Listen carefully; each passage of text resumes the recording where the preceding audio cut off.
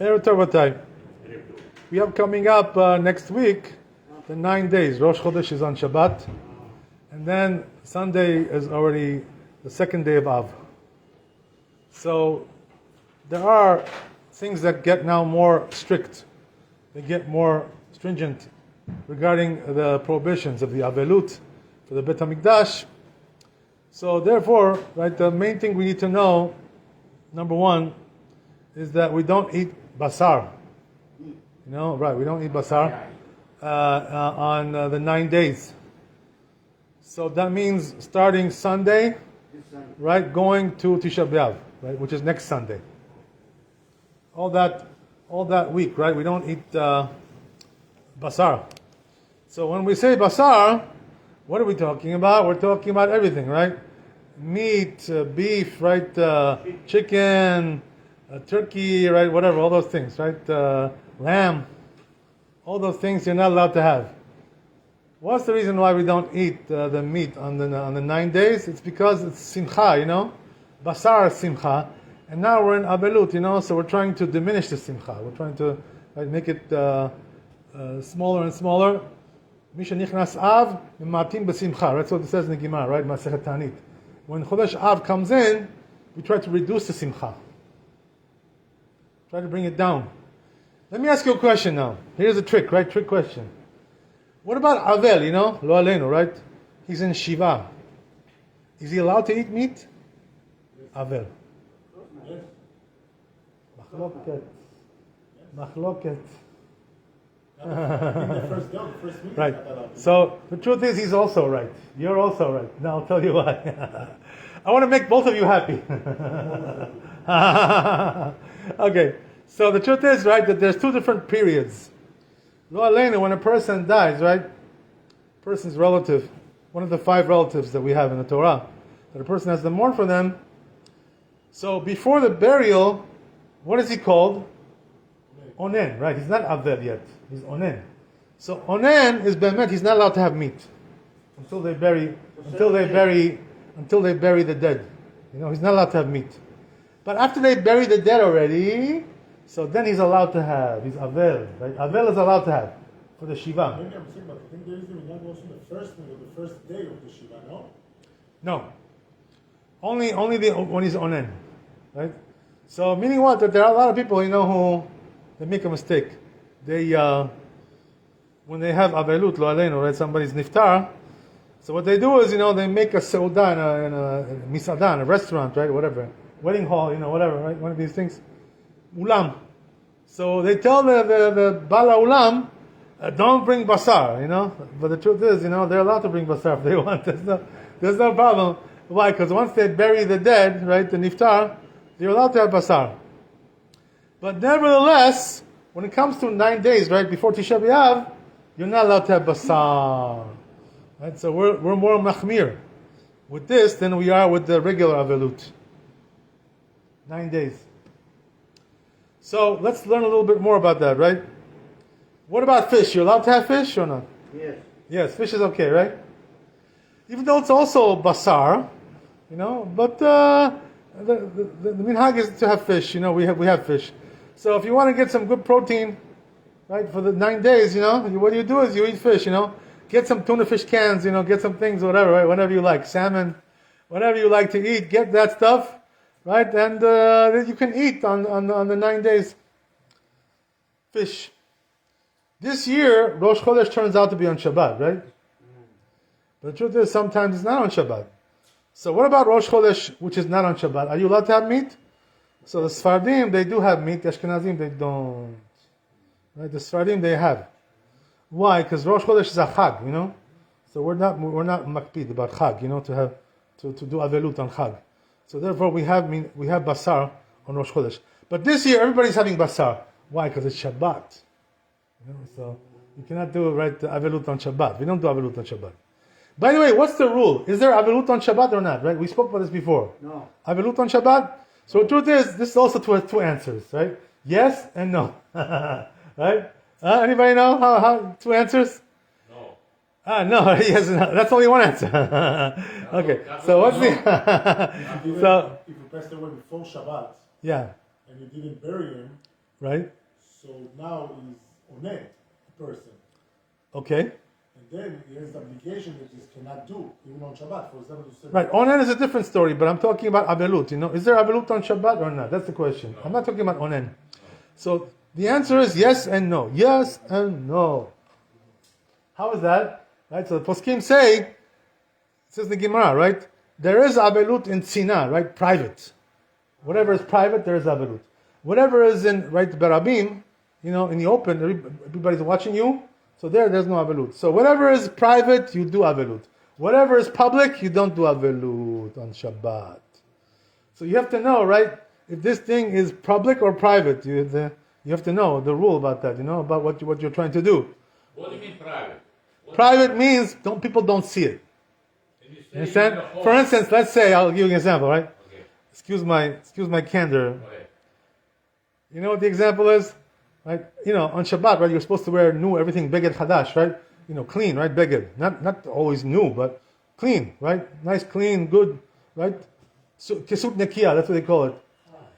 So what about Abel? Is he supposed to wear new, right? Laundered, but what about on Shabbat? yeah. Yes, but whatever is inside, people don't see, right? He doesn't wear new, doesn't wear newly laundered. So his underwear, people don't see, right? That's private. No, nobody sees your underwear, right? That's the thing, So there we say that there is avelut. But things which are in the open, people watch you and see you, no avelut. That's the difference. Okay? So another interesting thing is like this, right?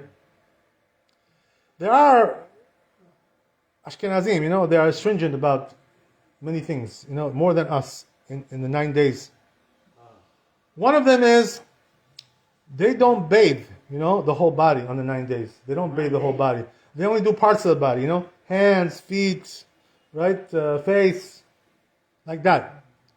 We do the whole body, right, on the 9 days. We don't have this chumrah. Hot days. Whatever it is, cold, hot, whatever it is, right? You're allowed to take a shower, normal shower. You're allowed to take on the 9 days. If you have a smell in your body, you can't take a wash. You can't take what? You can't take a shower. Okay, yes, I understand. Okay, yeah. That's good. I like that. So, anyway, as we said, right? But the Sfaradim, we don't have this thing, so therefore we do take a shower on the 9 days. But this year, what's going to be, right? Is that Tisha B'Av comes out on Sunday, right? Yeah. So therefore, there is no week of Tisha B'Av. There's no week of, all those prohibitions. So therefore, you can take a shower even on Friday, right? Before Tisha B'Av, on Friday, Yom Shishi, you can take a shower. This year, no problem. Why? Because there is no week of. Why no week of? Because it falls on Sunday, right? Sunday is the first day of the week. So this is the reason why we don't have this issue, right? Okay, so very good. You got that.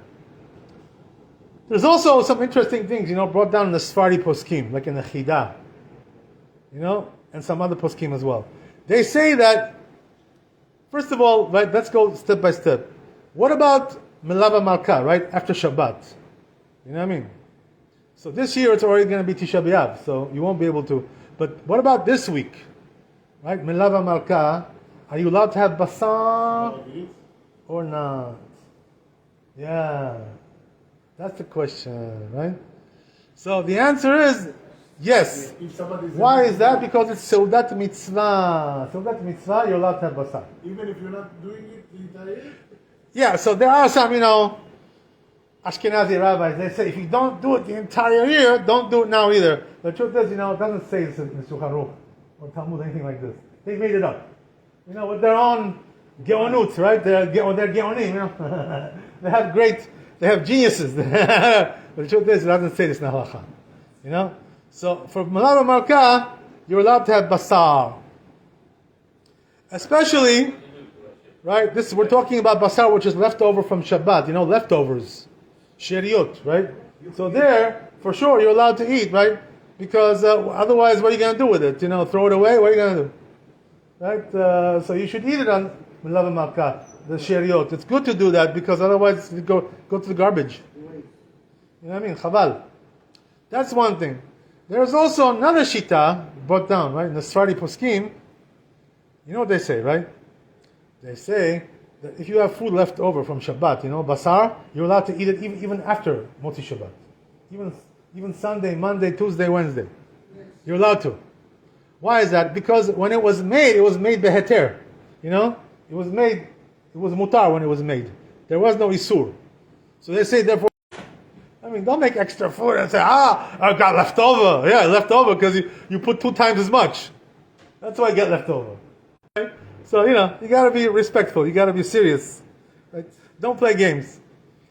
But there are some poskim who allow that. So therefore, whoever wants to be, right, to rely on that, he can rely on this shita. Especially if he's weak, old, he's sick, and he needs basar to get strength. He needs a little bit of strength. But otherwise, right, besides that, also, anybody who's weak, and old, and he needs basar because, he just doesn't have the strength. He can eat basar that week. Somebody who's old and weak. Yeah.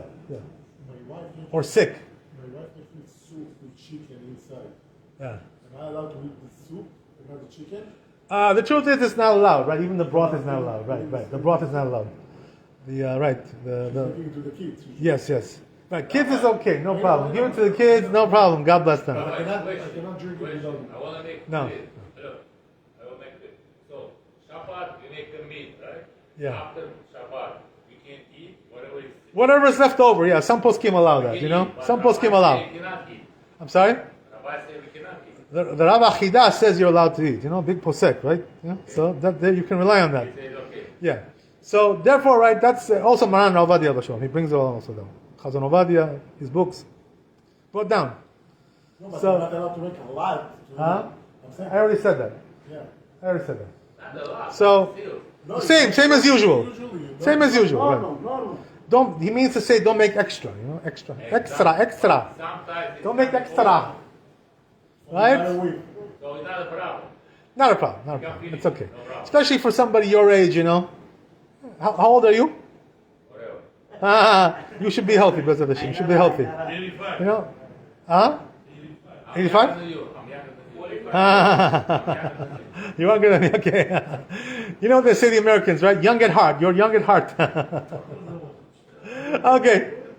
So anyway, okay, fine. So that's the way it is, right? That the people who are, also you can give it to the children, as he said, right?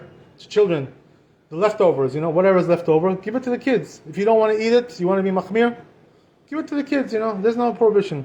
Less than bar mitzvah, no problem.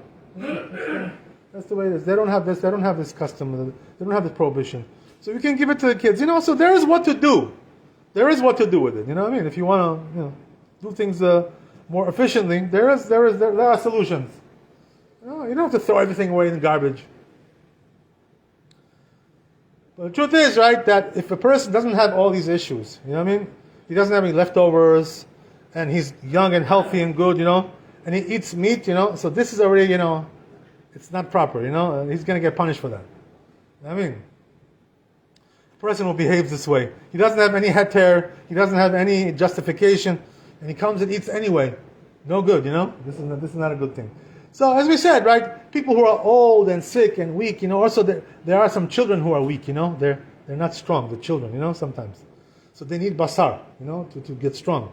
So we're allowed to give it to them, because of that also. Because of they're weak.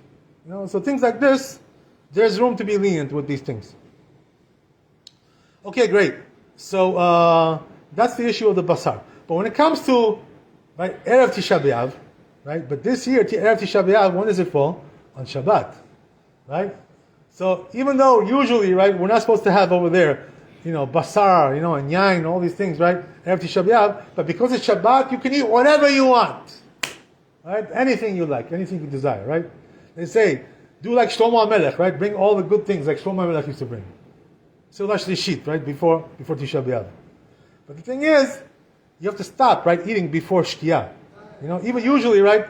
We eat after Shkia also, after sunset. Seulah Shlishit, right? Go down to the rabbi, right? He'll show you.